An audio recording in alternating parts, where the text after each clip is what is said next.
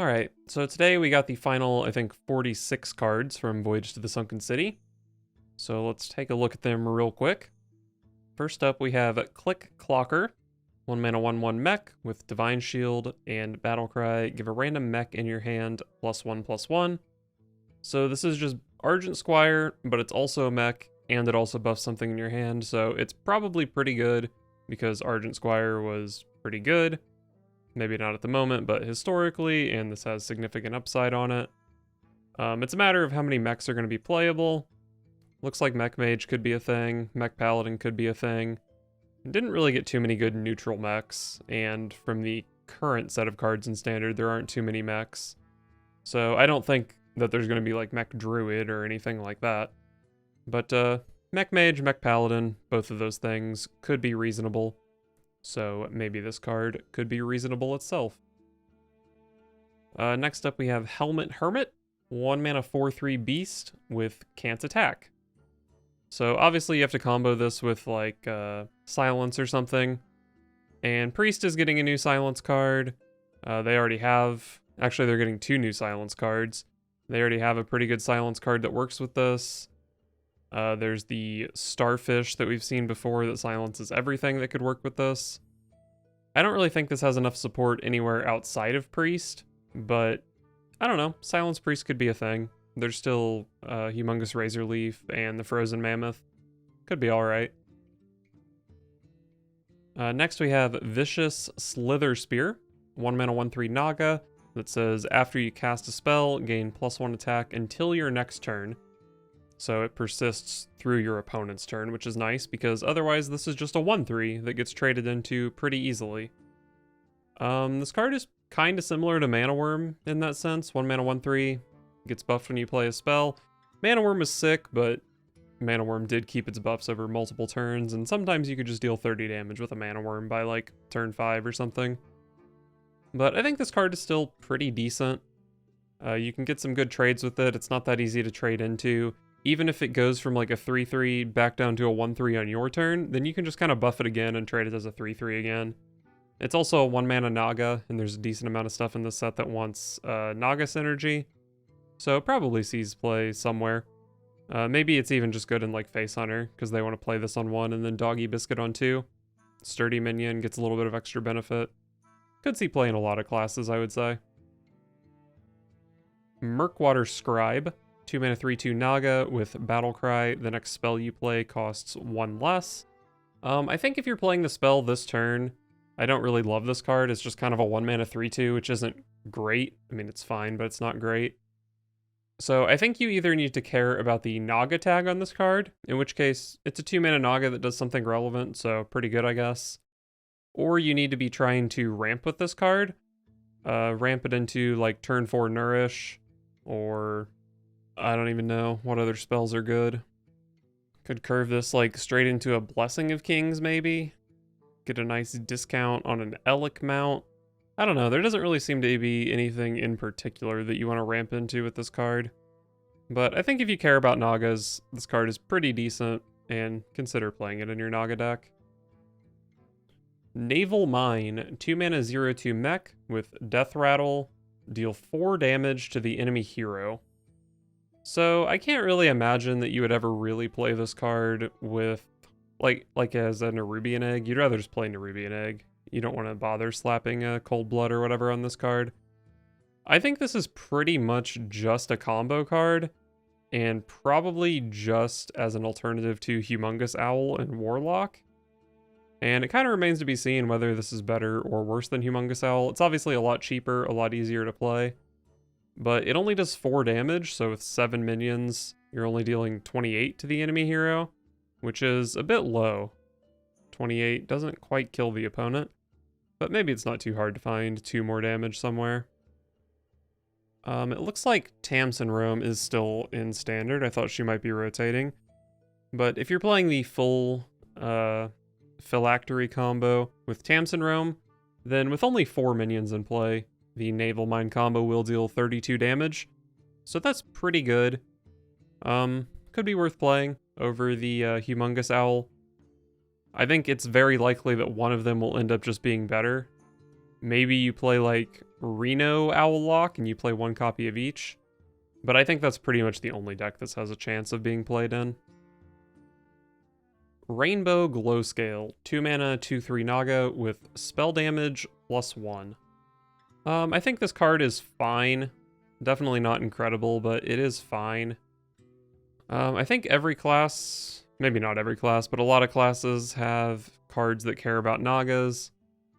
It's definitely not every class. But I think the ones that do care about Nagas maybe are pretty interested in this card. It's pretty good with Barbed Nets out of Hunter. Deal a little bit of extra damage and get the combo. It's also pretty good in Mage, particularly with Spitelash Siren, because this is just, basically with the Siren, this is a 0 mana spell damage +1. And that's just really good if you're trying to do a combo thing with this card. So I think that deck in particular would be interested in this. Maybe Naga Hunter. I'm not super convinced that Naga anything will see play, but if it does, this card probably makes sense. Security Automaton. 2 mana 1/3 mech. After you summon a mech, gain +1/+1.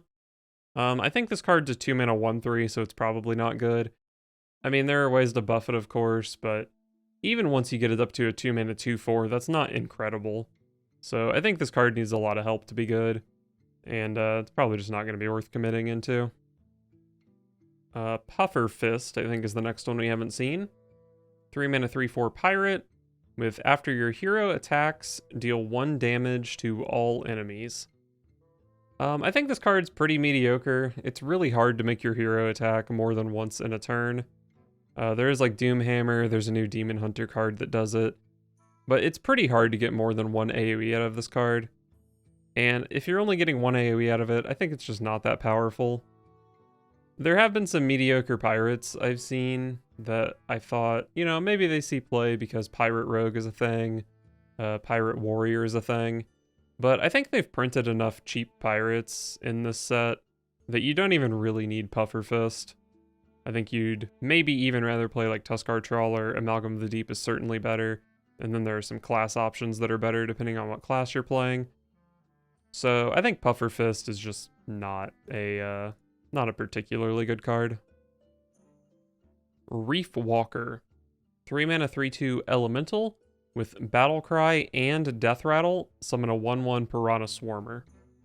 So the Piranha Swarmer, of course, is the 1 mana 1/1 with Rush, and after you summon a Piranha Swarmer, gain +1 attack. So a lot of stats in this card. It's just, what, a 5/4 on a 3 mana body. Some of it has Rush, and potentially you could combo with some of the Shaman cards that care about the Piranhas. But overall, I just think the Piranha archetype is, like, pretty mediocre. Worth noting that Shaman did get Flame Tongue Totem and Bloodlust back, so maybe I am underestimating these Piranhas. I think if this sees play, it probably will be specifically in a Bloodlust Shaman deck. I don't think there's any other class that has a Bloodlust type card, which is probably what you would need to care about a card like Reef Walker. Not a big fan of it. Sea Scout Operator. 3 mana 2/4 with Battle Cry. If you control a mech, summon 2 2/1 Mecha Fish.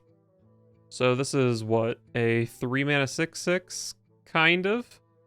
I think this card is probably just too hard to activate. We didn't really get that many mechs. There are only 2 classes that are even really considering playing mechs, and I don't know, I'm just not expecting like Trench Surveyor to survive turn 2 so I can activate Sea Scout Operator on turn 3. If it's not active, it's just a 3 mana 2/4. Just a bit too hard to activate. Even if you do activate it, it's not like the payoff for it is even insane. So, not a big fan of this card.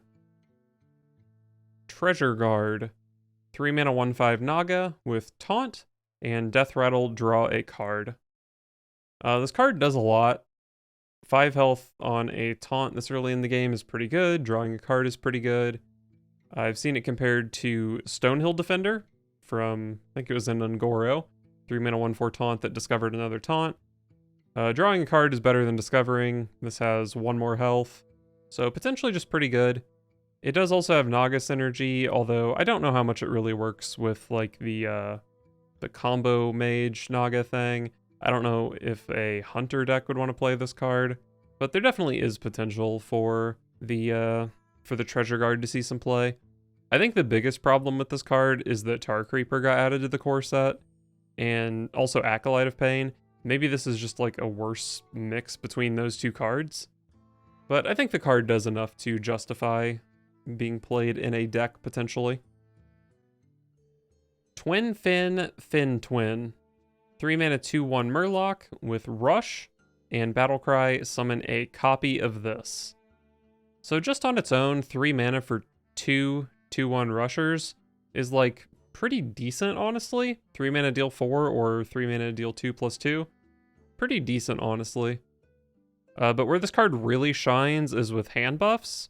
So Paladin, of course, has hand buffs, but for whatever reason, Warlock also has Murloc-specific hand buffs.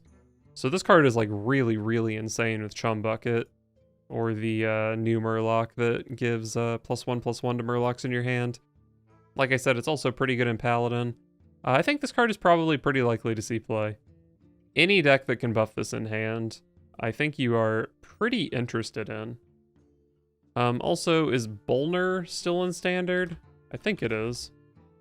Yeah, United and Stormwind.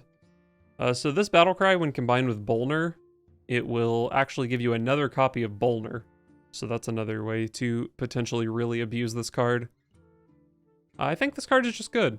It also has a Murloc tag, which might be relevant because there's a really strong card coming up that draws Murlocs from your deck, and maybe you want to include this as one of your Murlocs. Selfish Shellfish. 4 mana 7/7 Beast. With Death Rattle, your opponent draws 2 cards. 4 mana 7/7 is big. I don't know that you're necessarily just like jamming this card in Face Hunter because 4 mana 7/7 is big enough, but it does have some pretty good synergies.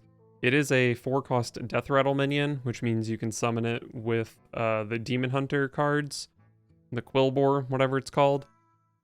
You can also silence this in Silence Priest. There's one silence card that works really well with this card. I definitely think it has some potential, and I think there's some potential that just an aggressive deck like Hunter could just play this on turn 4 because it's really big. I don't know how much my aggressive deck really wants to be giving my opponent 2 cards now that Reno is in Standard, because a lot of those Reno matchups come down to whether or not the opponent can draw Reno Jackson. So that might be a significant downside for this card, but it's definitely quite powerful. As Shaman Sentinel, 5 mana 5/6 with Taunt, and Death Rattle, put a Sunken Sentinel on the bottom of your deck. That Sunken Sentinel is a 5 mana 5/6 Divine Shield Taunt Lifesteal. So overall, I don't really love Sunken cards or Dredge that much, but this one's pretty damn good. 5 mana 5/6 Taunt is like already pretty decent, and then if you can ever find the Sunken Sentinel, Divine Shield Taunt Lifesteal is a huge pain in the ass. This is like, I mean, it's not quite as good as Ziliax probably, because sometimes this is just going to die without getting any lifesteal. But this is the kind of card that if you can just play it on, I mean, say you're playing this in like Druid, and then you can dredge it up with Aquatic Form on turn 6. That's just going to end the game against a lot of aggressive decks. So I think this card is actually quite powerful. Maybe a card worth playing in Reno decks if you are already playing some dredge stuff. I don't know. I think it's pretty decent. It probably only has a home in like Reno decks that care about dredging. Next we have Gorlock Ravager. 5 mana 4/3 Murloc with Battlecry, draw 3 Murlocs. Very powerful card. 5 mana 4/3, draw 3 is insane. This is limited to Murlocs, which is not great. But there are some pretty good Murlocs in the set. Warlock, of course, has like a whole Murloc archetype for some reason. But you can also just draw like Sir Finley Sea Guide. The original Sir Finley is being added to the core set.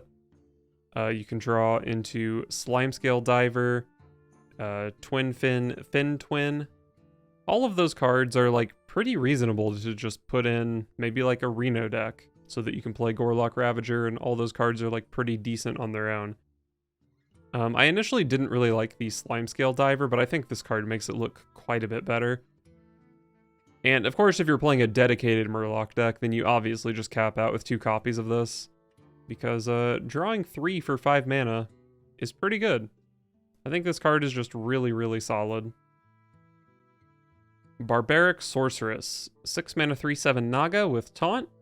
And Battlecry, swap the cost of a random spell in each player's hand. So the dream is your opponent has the coin. You have like Ice Blood Tower or something. And then you can play a 0 mana Ice Blood Tower and the opponent has a 10 mana coin that they can't use. And if that works out, it's like pretty damn good actually. It really just matters how big of a swing it is from your deck to your opponent's.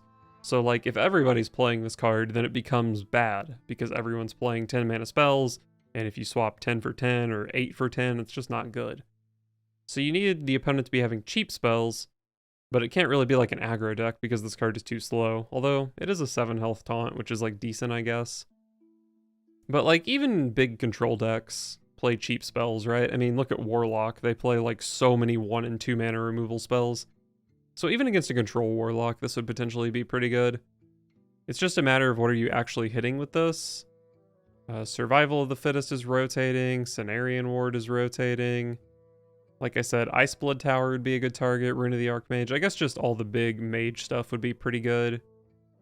Maybe like Immortalized in Stone from Paladin. Whirlpool from Priest. Soul Mirror. No, Soul Mirror is rotating. Elec Mount from Priest. There definitely are some classes that play big enough spells to support this.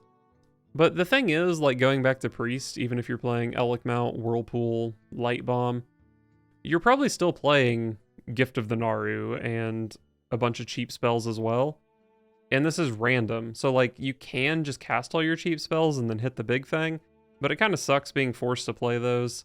So, I don't know, it's kind of weird. You need to play this in a deck that plays like only big spells, but somehow you're also living long enough to make use of this card. And it's like, even if it lets you cheat out a 10 mana spell, it's only coming, or it's still not coming down until like turn 7 probably. I don't know, not a great card. But it has a powerful enough effect that it could be a bit of a threat if we get a really powerful big spell, or some way to discount this card, of course. Mothership. 6 mana 5/4 mech with Rush, and Death Rattle, summon 2 random mechs that cost 3 or less. There actually just aren't that many mechs in Standard. Notably, I think there's only a single mech that costs 1, which is the Argent Squire thing. So most of the stuff that you're hitting is 2 or 3 mana, in which case 5/4 drop a couple of 2-drops or 3-drops. Compare that to like Piloted Sky Golem all the way back in GVG. This card compares pretty favorably to that. I can't really imagine playing this outside of a deck that actually cares about the mech synergies. But Mech Mage, Mech Paladin, both of them could potentially make use of this card.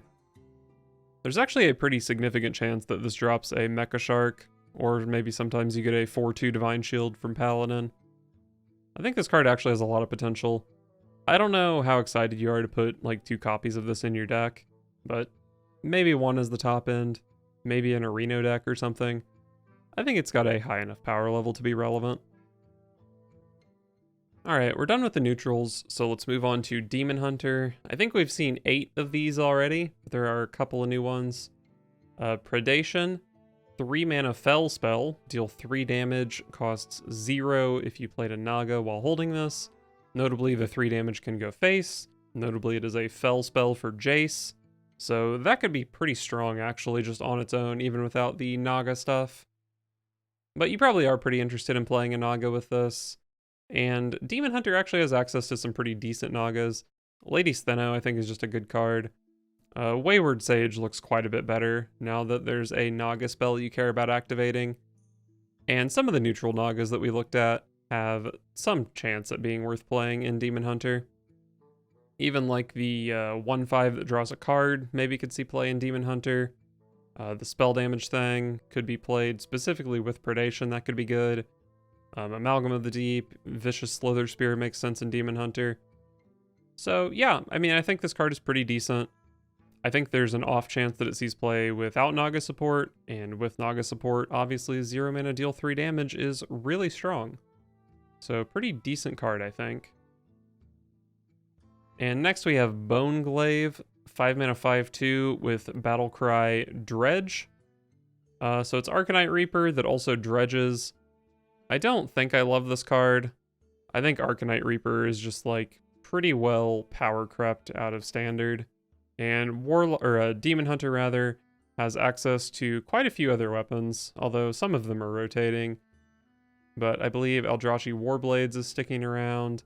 They've got some of their cheaper weapons as well, such as Tusk Piercer and Dead Prison Glaive. And even without those weapons, I just don't really know if you want to play an Arcanite Reaper. It's pretty expensive, and I don't really put that much value on the Dredge, especially in Demon Hunter. I mean, I guess it is pretty good to go as Shaman Defector into Bone Glaive into Sunken Defector. That's going to be like 15 damage over 3 turns. But I just don't have that much faith in the Dredge thing working out here.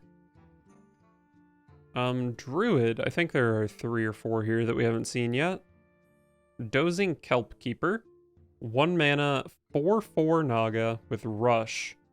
Starts dormant after you've cast 5 mana worth of spells Awaken. So if you play this on turn 1, and then turn 2 is 2 mana worth of spells, turn 3 is 3 mana worth of spells, this can wake up and be rushing as soon as turn 3. Which is pretty powerful, I think. Even just like 3 mana 4/4 with Rush is pretty decent. And this is potentially better than that. Also, compared to a lot of other dormant cards, this one scales pretty nicely into the late game. You can just go like turn 6, play it with Flipper Friends, and it's immediately active. It doesn't have to wait any turns at all if you can sink the mana into it. So I think this card is just pretty good. Big stats, works with big spells, which Druid likes playing. I think it's just not that hard to activate. It is a Naga, which Druid cares about a little bit. I think this card is just good. I guess the big question is whether or not aggro can play it. Probably a little bit hard to activate an aggro, so probably more of a control card or combo card or whatever.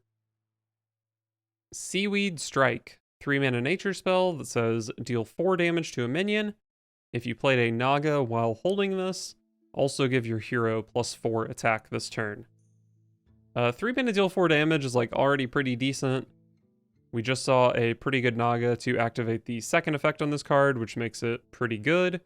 Being able to deal 8 damage for 3 mana is quite good. This also has synergy with the Guff questline, which is powerful. Might even be pretty powerful in a 4-set meta. So yeah, I mean, I think if Druid wants to play Nagas, this card is probably just pretty good. Druid is a class where it would make sense to play like the Murkwater Scribe. Probably not so much the spell damage Naga, but you could play like Crushclaw Enforcer to draw the big legendary Naga. I think there's just a good chance that this is a good Druid card. Then we have Green Thumb Gardener, 6 mana, 5/5 Naga, with Battlecry, refresh empty mana crystals equal to the cost of the most expensive spell in your hand. Alright, so what's the most expensive spell? I noted earlier that Survival of the Fittest is rotating, which would have been really good with this card. Cenarian Ward, Guardian Animals both rotating. So it looks like we do still have Celestial Alignment, we have Scale of Onyxia, and Miracle Growth. With that in mind, I don't think I love this card. If you play it with like a 6 mana spell, it's sort of a 0 mana 5/5, but it comes down so late in the game that that's not insane. And it's kind of hard to cheat mana with this. The biggest spell you can play is 8 mana, and it's Celestial Alignment. I mean, I guess you could just play this on your Celestial Alignment turn, and then it's okay. I don't know, I think it's kind of hard to cheat too much with this card. And if you're just playing it as a 5/5, I don't think it's incredible. But I guess you don't have to... I mean, even if your biggest thing is 4 mana in hand, then this is still like a 2 mana 5/5. Maybe that's pretty good. But I'm not really sure what deck would want to play that. I think a Celestial Alignment deck probably has other things to focus on. It's a bit too big to play it in some sort of like aggro deck or even a mid-range deck most likely. I mean, maybe it's just straight up you play this in Naga Druid, and I'm having kind of a hard time picturing what Naga Druid looks like. But I think maybe this card just doesn't do quite enough. Moving on to Hunter, we have Urchin Spines. 1 mana, your spells this turn are poisonous. So there are a lot of spells in Hunter that deal damage at the moment.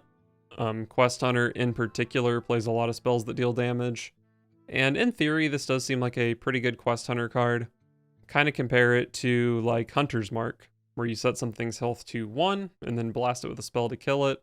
Except this is all of your spells for the turn, and you can combo it with like Barbed Nets to kill 2 different things. And it's just good with like Arcane Shot types of things as well. I think this card is pretty decent. I think Quest Hunter certainly could be interested in this card, but it's pretty meta dependent. If you're up against just a bunch of small minion aggro things, then this doesn't really make too much sense. But if like there are Naga Giants coming down early in the game, then Urchin Spines is a pretty good way to deal with those. Next we have Conch's Call. 3 mana, draw a Naga and a spell. So Arcane Intellect, but the 2 cards you're drawing have some amount of synergy together. You either draw the Naga to activate the spell, or the spell to activate the Naga. Seems pretty good. You can also just use this to tutor Raj Najan, if you're playing a deck that wants to use that as a finisher and doesn't care too much about Nagas overall. You could even play this in a Beast Hunter that just plays Amalgam of the Deep as your only Naga, and then you just draw into that, and otherwise you're a Beast Hunter. So yeah, I think this card is just pretty good. Hunter has a lot of spells and Nagas that it's interested in playing, and this card gives you some nice synergies. Harpoon Gun, 3 mana 3/2 weapon with after your hero attacks, dredge. If it's a beast, reduce its cost by 2. Fiery War Axe is kind of ugly. I don't really put that much value on dredge, so I don't love this card. Also, a lot of Hunter decks at the moment don't really play like a ton of beasts, so it doesn't seem super likely that you would even hit a beast. I guess you're supposed to play this with the Sunken Saber, but in the Sunken Saber deck, you're not really playing that many beasts, I would imagine. Obviously, you can sort of target the Sunken Saber, so you can always hit it.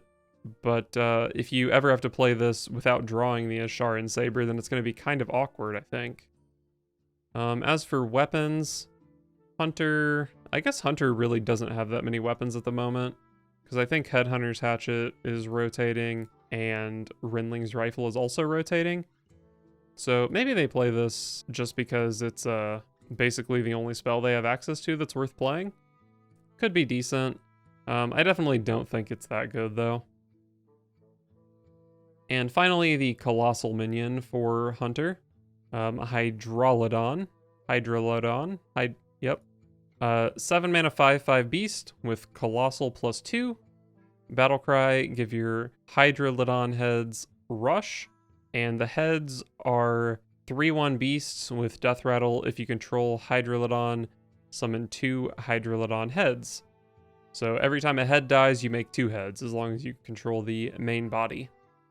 And worth noting that the part that gives them rush is a battle cry, so only the first 2 of them have rush. This isn't just an automatic board clear at any point in the game, which is what I thought originally. But even with that in mind, it's what, 7 mana 5/5, deal 6 damage, and then make 4 3/1s? That seems pretty damn powerful. I think it's, I mean, it is just like a bit expensive, obviously not a Face Hunter card, but I think any Hunter deck that is going to 7 mana is probably pretty interested in this card. Maybe like Vandar Hunter is pretty interested in this. Anything that would play big beasts is probably pretty happy to play Hydralodon. Moving on to Mage, and I think there's only one Mage card we haven't seen yet, which is the Seafloor Gateway, excuse me. 3 mana, draw a mech, reduce the cost of mechs in your hand by 1. So this is just palm reading, but for mechs, and you get a good mech instead of a random mech. So if you're playing Mech Mage, this card is just good. Not really a whole lot to say about it. I don't know that Mech Mage really got enough support to be a deck, but as I said, if it did, this card is really good in it. This is also good with Mecha Shark, because instead of playing like 3 + 2 + 2, you get to play 2 + 1 + 1, which is much easier to combo to get a bunch of shots out of the Mecha Shark. Unfortunately, there aren't too many mechs in Standard at the moment. We didn't get like Mecharoo or anything like that. So there's not too much absolutely ridiculous stuff you can do with this. But you can still discount some 2-mana mechs and shoot quite a few missiles with this card. Definitely good in Mech Mage if Mech Mage exists. Moving on to Paladin, I think there are 2 new cards, including Holy Mackie Roll. 1-mana holy spell that says restore 2 health and repeatable this turn. So 1-mana heal 2, 2-mana heal 4, 10-mana heal 20. Theoretically, a lot of healing in a card. There was a different Paladin card specifically that was really similar to this. I don't remember what it was called. Right, it was Forbidden Healing that said spend all your mana and restore twice that much health. This is very similar to Forbidden Healing, but I think it's just better, right? Because you can target different things, you don't have to wait until the end of your turn to play it. So just a better version of Forbidden Healing, which I think did see some amount of play. Notably, this also is a 1-card activator, basically, for something like Queen's Shara that wants you to play 3 spells while it's in your hand. So that could potentially be pretty good in maybe like a Reno Paladin. Play a Holy Mackerel, a Queen's Shara, and yeah, I mean, in that deck, maybe you're interested in playing a card like this. I don't think the power level of the card is very high, but it's a bit flexible. If you're playing Reno, maybe you need a 30th card in your deck. Bubblebot, 4-mana 4/4 mech with Battlecry, give your other mechs Divine Shield and Taunt. Well, if you hit even a single mech with this card, it's pretty good, I would say. There's a decent chance that you can curve Azshara and Mooncatcher into this card. Play the Mooncatcher, trade off the Divine Shield, then give it another Divine Shield. Pretty good. I think you're pretty unlikely to be hitting like a full board of mechs. There just aren't enough mechs in Standard for that to really be a thing. But like I said, you only need to hit one. You can hit that one pretty consistently. Maybe it's decent. It is another mech to help support Radar Detector, a card that needs quite a bit of support to be worth playing. I don't know. I don't love the card. I think maybe the card itself could have Divine Shield or something. Maybe that would be too much. But it seems a bit situational. I could see it not even being played in Mech Paladin, to be honest. For Priest, we have Illuminate. 0-mana holy spell with Dredge. If it's a spell, reduce its cost by 3. Well, 0 mana, gain 3 mana is potentially really powerful. But you don't get the 3 mana this turn, which is definitely a problem. So the turn you play this, it actually just doesn't do anything. You just go down a card, which I think is a bit of an issue for this. Also, Priest has probably the worst Sunken card with Azshara and Ritual. So I don't necessarily love this card. But it is a 0-mana spell in Priest. So it's like good with Priestess Velish. It's good with Lyra and Wild Pyromancer, both of which are coming back in the core set. So I think if it sees play, it'll be based more on it being a 0-mana spell than its actual effect. But its effect does also help with those cards. So if you dredge a spell, reduce its cost by 3, and then you somehow draw into that spell. I actually don't know how consistently you can draw into that spell, because like Switcheroo draws minions.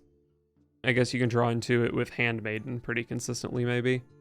And Northshire Cleric is a good way to draw into it.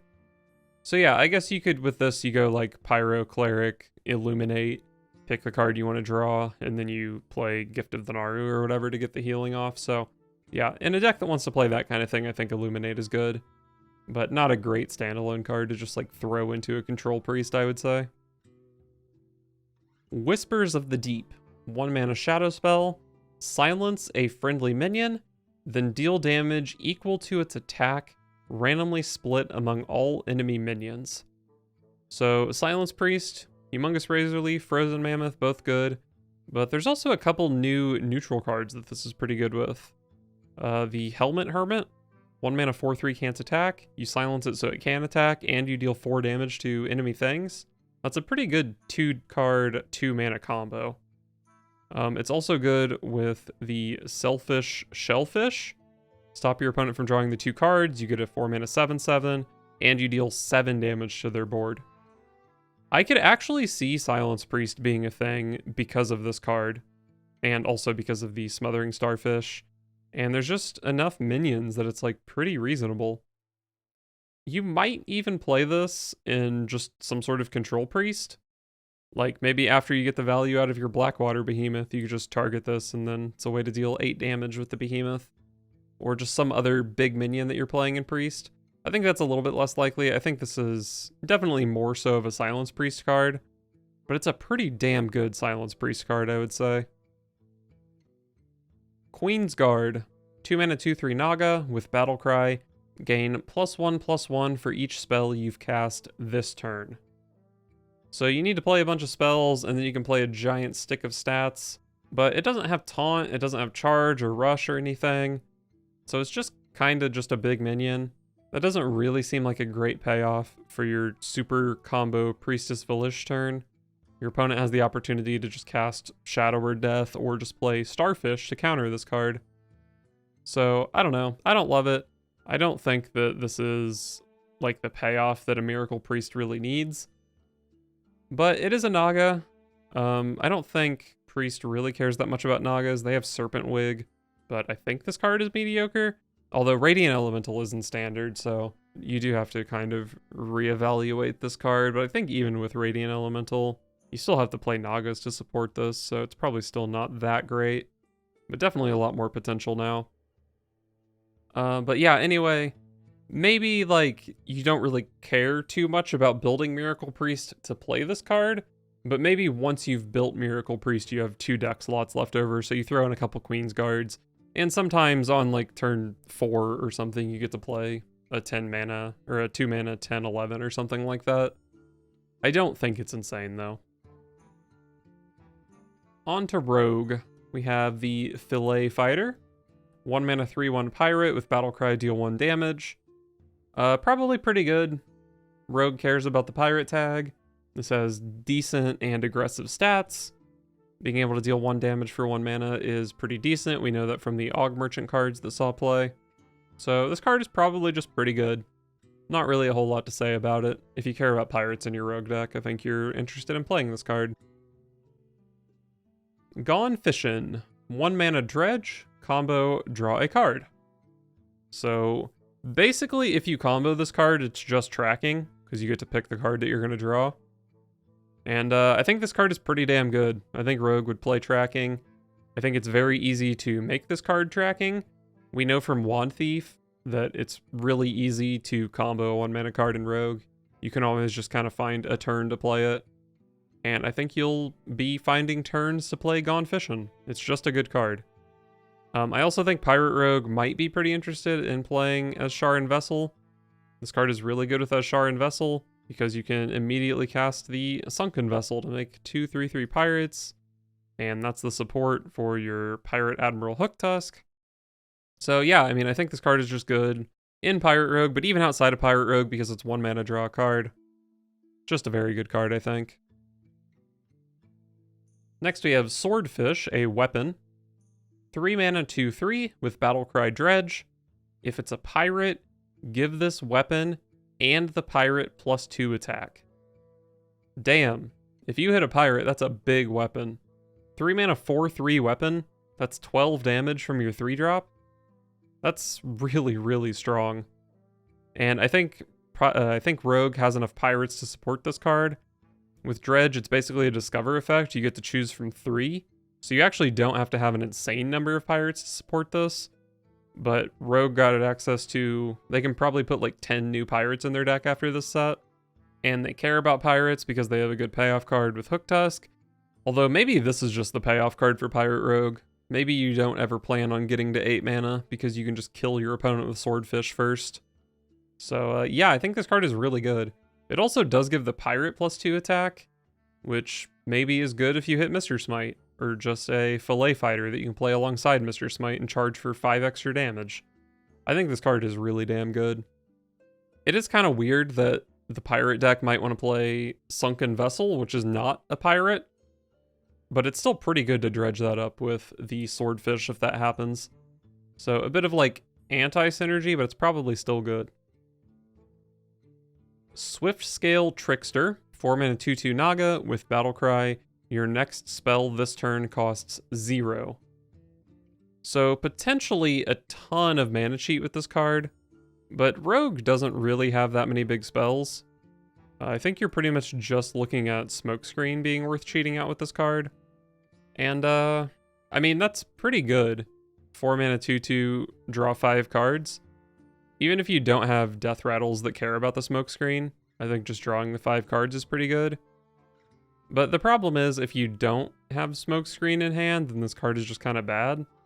I mean, I guess it's fine with, like, Shaman Vessel, but Rogue can't really play enough spells to make me interested in this card, I think. I think even if you're playing, like, a 4 mana spell along with this, it's not that good, because then it's just a 0 mana 2/2 that comes out on turn 4. So I think you do need to be cheating with this card. So you're looking at, like, Shaman Vessel or Smokescreen, pretty much. And it's certainly good with those, but I think it's just inconsistent. So probably not really worth playing, I would say. Blood in the Water. 6 mana, deal 3 damage to an enemy. Summon a 5/5 shark with Rush. So the 3 damage can go face, but obviously the Rush shark cannot.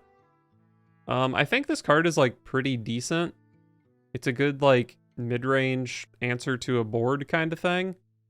You shoot something for 3 and then 5/5 into something else and probably still have, like, a 5/2 in play, something like that. But this is a rogue card. Like, what rogue deck? I don't think Pirate Rogue cares about dealing with the board like this. I think you either want to murder your opponent or just be set up for a good Admiral Hooktusk. And I don't think if you're playing, like, a field contact deck that you would ever play this. I just don't know what deck wants to play this card. I mean, it's good with the Swift Scale Trickster that we just looked at that would make this cost 0. That is a very strong turn 4 play. But you've got this, you've got Smokescreen, maybe a Shaman Vessel. Is that enough for the Trickster? I don't think so. And even if you do care about 6 mana respond to the board, like, maybe Krabatoh is just better. Moving on to Shaman. And I think there's only one new Shaman card, the Anchored Totem. 2 mana 0/3 Totem. After you summon a 1-cost minion, give it +2/+1. So obviously you're supposed to be doing this with the Piranhas that you're getting off Schooling or just playing Piranha in your deck or whatever. And, like, maybe that's fine. Maybe that's fine. You have, like, 3 Piranhas, play this plus triple Piranha.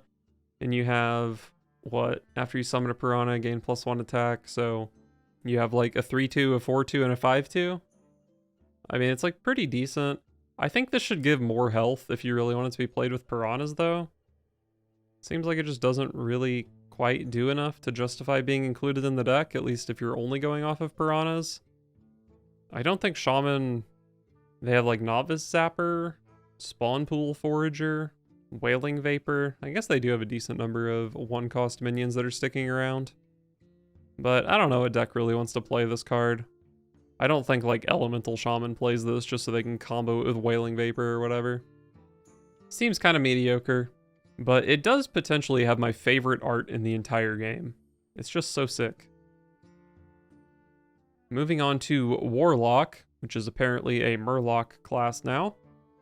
We start with Rock Bottom. 1 mana, summon a 1/1 Murloc, then Dredge. If it's also a Murloc, summon 1 more. So if your Dredge hits a Murloc, this is, what, Lost in the Jungle, but for Murlocs. 1 mana, summon 2 1/1 Murlocs, which is pretty decent. A lot of Murloc effects care about having a Murloc in play. This helps with that. But specifically, this card is really, really good with Chum Bucket, because you can either curve this into Chum Bucket on 2, or you can hold both and play them on turn 3, and give your entire hand of Murlocs +3/+3, which is a really massive buff for that point in the game. I think this is, like, the card that potentially makes Chum Bucket playable, and it's pretty good at doing that. But of course you do need your Dredge to hit a Murloc, and if you're playing this early enough in the game for it to be relevant, really, I don't think you can wait to play a Sharan Scavenger to guarantee this. So you probably do need to be playing a ton of Murlocs. But they did give us, what, 7 class Murlocs we can play, and then there were, like, a bunch of neutral Murlocs that are worth playing. So, like, maybe Murloc Warlock is actually a thing. I think they printed enough stuff that it's not going to be a matter of not having enough stuff. It might be possible that all the stuff just isn't good enough, but I don't think it's because the archetype doesn't have enough support. I believe this is our final Murloc, which is the Void Gill. 2 mana 3/2 Murloc with Death Rattle. Give all Murlocs in your hand +1/+1. It's just a pretty good card. 2 mana 3/2 Murloc is already pretty decent. Puddle Stomper, I believe it was called, saw some play. This has a pretty significant upside. Buffing your hand apparently is what Murlocs want to be doing anyway, and this just plays into that even harder. You can trade this off and then play a 4/5 Shaman Scavenger, which looks a lot better than a 3/4 Shaman Scavenger. It also buffs up your Bloodscent Vilefin, so 4 mana 5/5. Yeah, I mean, I think this card is just pretty good. If you're playing Murloc Warlock, you play this card. And then the other Warlock archetype with Abyssal Curses. We have Sirikes Cultist. 3 mana 2/3 Naga with Battlecry. Give your opponent an Abyssal Curse. And I don't think Warlock cares at all about Nagas. So yeah, 3 mana 2/3, give your opponent a curse. With this, and I guess we can just go ahead and look at the other new curse card, Dragged Below. 4 mana Shadow Spell, deal 4 damage to a minion, and give your opponent an Abyssal Curse. So now with all the Abyssal Curse cards we've seen, we can give our opponent 7 curses, and that's even before we include like Tamsin Roam or something like that to copy the curses. So we can give our opponent 7 curses, which I believe is 56 damage, which is a lot of damage. In theory, your opponent can pay 2 mana for each of those curses to take half that, so 28 damage. But that's a lot of mana they have to sink into only taking 28 damage. The 3 mana 2/3 is not great on its own, but it's support for the archetype. 4 mana deal 4 damage to a minion, not great on its own, but support for the archetype. This deck just kind of reminds me of Bomb Warrior, where you played like a 3/3 that shuffled a bomb, you played a Fiery War Axe that shuffled bombs. None of the cards were that good on their own. They even played Sephorium Bomber sometimes, which was just a 5/5. So it doesn't really matter that the cards are kind of mediocre if they just kill the opponent eventually. And I think Warlock can just kill the opponent eventually with this. I think the curses deal enough damage. It's like Bomb Warrior, but you don't have to worry about whether your opponent actually draws the bombs or not. Like, it's Bomb Warrior that deals less damage, but with less variance. So I think it might just be, like, pretty good. Warlock has the survival tool to play some kind of weak cards. They got a single target removal, an AoE, and a heal for this archetype. I think it could be good. I think this might be, well, I don't really know what other people think about it, but it could be a sleeper deck. I think the big problem is, like, this just has to be the best Warlock. So is it better than, like, Quest Lock? Is it better than Owl Lock? Maybe not, but I think it'll be competitive. Is it better than Reno Lock also? Because you probably can't play curse stuff without duplicates of all the curse cards. So yeah, I think it's competing with other archetypes, but I think the cards are powerful enough that they could see play. Moving on to Warrior, our final class. I think there are 4 cards we haven't seen yet. Forged in Flame, 2 mana fire spell. Destroy your weapon, then draw cards equal to its attack. I think this card is pretty good. It's pretty easy to draw like 3, 5, 7 cards out of this. Warrior has a lot of weapons. Warrior has Outrider's Axe, so you can hit 2 things, kill them, draw 2 cards, and then when you have the 3/1 axe, you break it and draw 3 more cards. So 2 cards, 6 mana, draw 5, and deal 6 to minions. That's pretty good. You can also combine this with Blacksmithing Hammer, the tradable 5/1 weapon.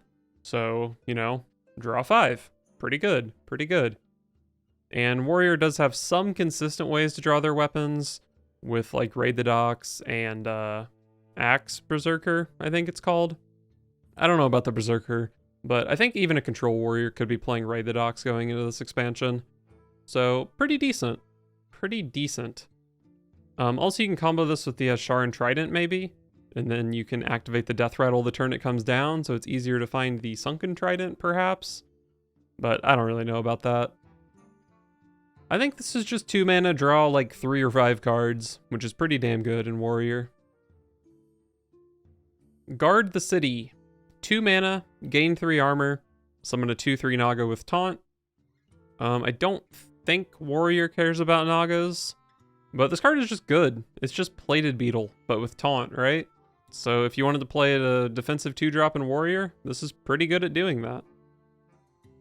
And notably, it's a spell, so you could play it alongside like a Vandar deck or something like that. I don't know if Big Warrior, I don't know how much support Big Warrior still has in this expansion, but if it's a thing, you could play this in that deck. Obsidian Smith, 2 mana 3/2 pirate with Battlecry Dredge. If it's a minion or a weapon, give it +1/+1. 2 mana 3/2 pirate, pretty good for Pirate Warrior. If it's a minion or a weapon is basically like not even a condition on this card because it's so easy to hit a minion or a weapon. It's not like if it's a pirate or a weapon or something like that. So it's really easy to get the effect out of this card. I don't really know that Warrior, I guess they do have a reason to care about Dredge coming up. But even without that, it's just like a pretty good pirate for a Pirate Warrior deck. I don't think there's too much else to say about it really. And I believe this is the final new card. From the Depths. 3 mana, reduce the cost of the bottom 5 cards in your deck by 3, then Dredge. So that's a lot of discounts. That's 3 mana, cheat 15 mana, which is really, really strong. But you do have to dredge up those cards. You do get to dredge one of them immediately with this effect. There's also the Obsidian Smith we just saw that can dredge cards. If you care about pirates, you can also play the Tuskar Trawler for some dredge. And probably most notably with this is Sir Finley Sea Guide, which swaps your hand with the bottom of your deck. So if you have a 5-card hand, then you can just immediately get 5 cards that are all discounted by 3. Or I guess you only get 4 since you dredged one of them up. But then you would still draw that card next turn. So this is potentially a really insane amount of mana cheat from this card. Maybe in like a Vandar deck or something like that. But it does require some work. On its own, the turn you play it, it's 3 mana do nothing. But you can pretty much guarantee that you're getting that mana back the next turn. It comes down early enough and Warrior is defensive enough that I think they are allowed to basically bank that mana for the following turn. So I think this card's actually pretty good.